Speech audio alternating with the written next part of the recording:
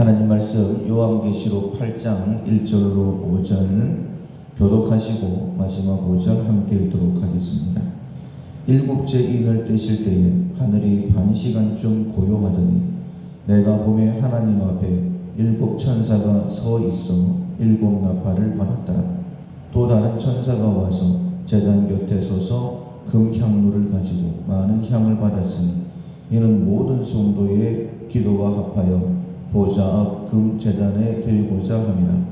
향연이 성도의 기도와 함께 천사의 손으로부터 하나님 앞으로 올려가는지라.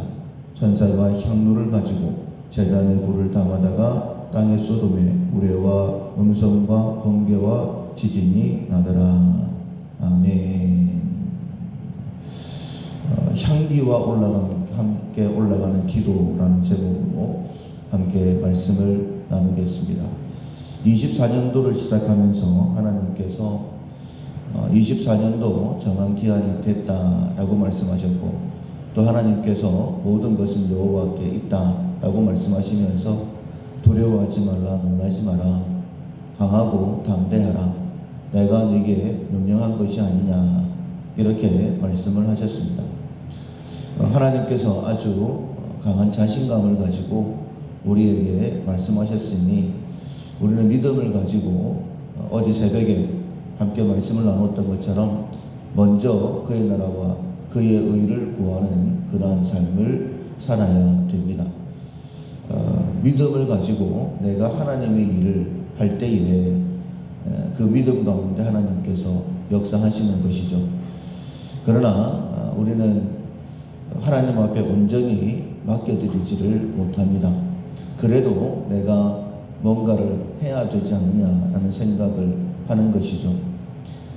하나님께서 안식일을 우리에게 허락하시고 안식일만큼은 일하지 않아도, 이마에 땀이 흐르지 않아도 먹을 것을 얻을 수 있다.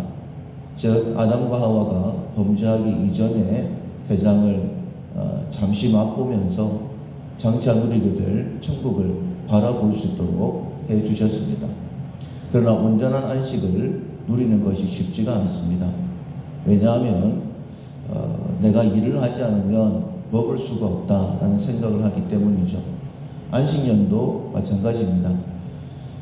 6년 동안은 일을 하고 7년째에는 일을 하지 말라, 쉬어라 라고 말씀하셨어요. 그 땅에서 저절로 올라오는 것 수확하지 말고 먹을 만큼만 먹고 나머지는 가난한 사람들이 먹도록, 그리고 남으면 절 짐승들이 먹을 수 있도록, 즉 다르게 말씀을 드리면 하나님께서 그만큼 풍성하게, 네가 일하지 않는다 할지라도 풍성하게 소출을 얻을 수 있다라고 말씀하시는 것이죠.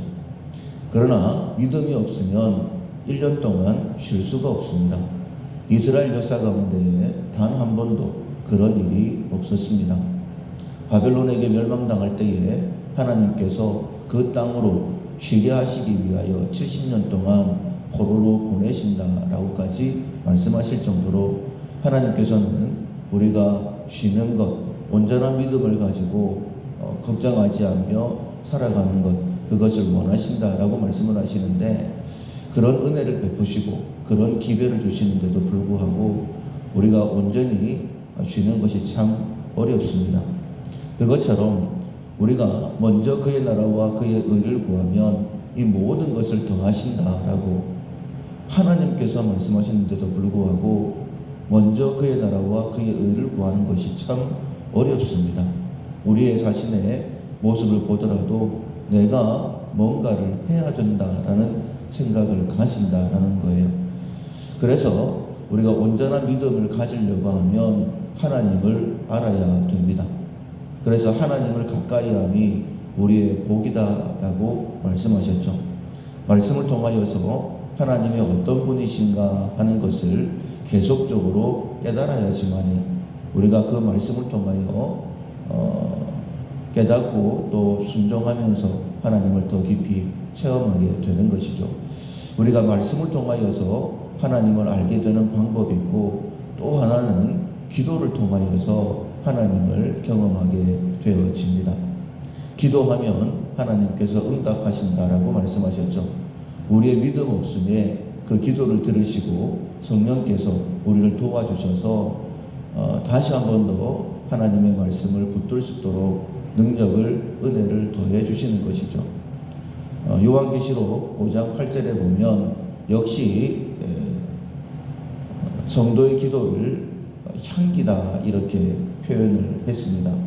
분향단에 올려지는 그 향기를 성도의 기도다라고 말씀하고 있는데, 우리가 기도를 드릴 때에 하나님께서 기뻐하시지만은 오늘 본문에 보면 3절에 또 다른 천사가 와서 제단 곁에 서서 금향로를 가지고 많은 향을 받았으니 이는 모든 성도의 기도와 합하여 보좌 금 제단에 드리고자 함이니라.